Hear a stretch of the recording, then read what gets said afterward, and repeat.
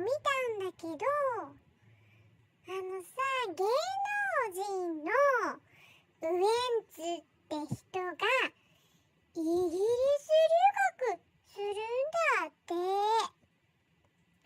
舞台の勉強するらしいよ。芸能界休止だって。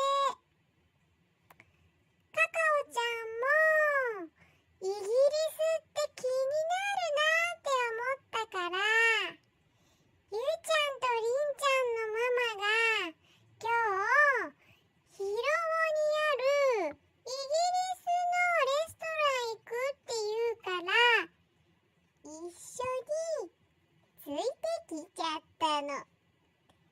いいでしょう。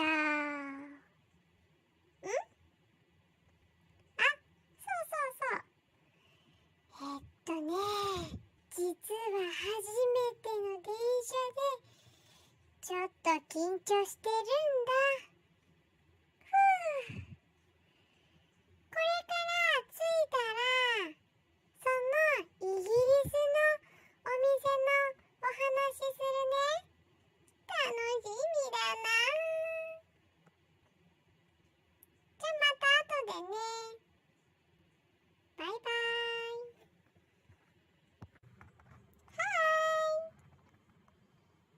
着いちゃった。こ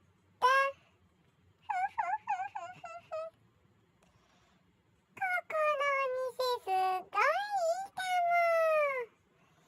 秘密だけど、広尾っていう駅から歩いて5分ぐらいのキャプテンクックっていうお店だよ。いいでしょう。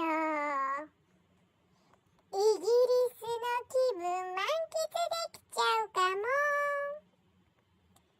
ここだと